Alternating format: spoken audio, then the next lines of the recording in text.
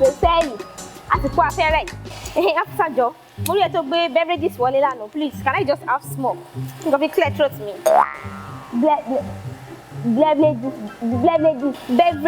Beverages, Afusa.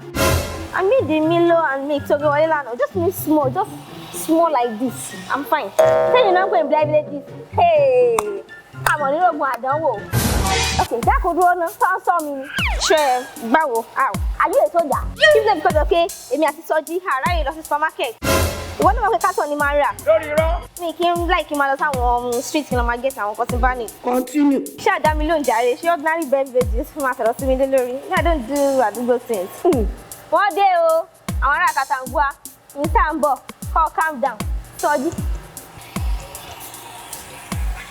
Yáyọ̀ ní nǹkan máa sọ̀rọ̀. It's not because of pé Soji ò ráyè. Màá tún sọ̀rọ̀ máa tọrọ nǹkan lọ́wọ́ Afusa. Ṣàgbéwájú rẹ̀, I just need it. I need to clear my throat. Agata ni beverages. Thank you, Afusa. Beverages, you are the best, eh? Don't worry, when I'm done, I will return it, mother for the fame. Thank you, Oshe. Is that I say that father? Oh, my best friend left. That's oh.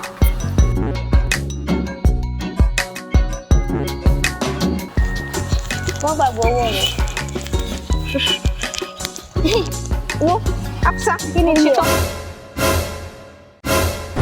Cup tí mo dẹ̀ fi mú nìyẹn jọ, tó bá ṣe tó kó bá mi fọ́ cup yẹn. Boyfriend mi ti wá ń ta, mo dẹ̀ ti late. Please, thank you, I love you. Ọlọ́run ọba bá. Abẹ́ máa bẹ̀rù gbọ́rọ̀. Abẹ́ ìwà àgbà mi ni. Ẹ gbọ́dọ̀ burúkú lẹ́nu ẹyẹ rẹ̀ sẹ́yìn. Thank you.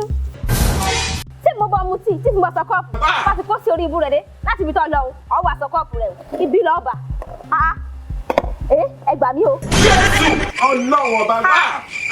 Yé, kò jẹ́ bẹ́ẹ̀. Ewo rè.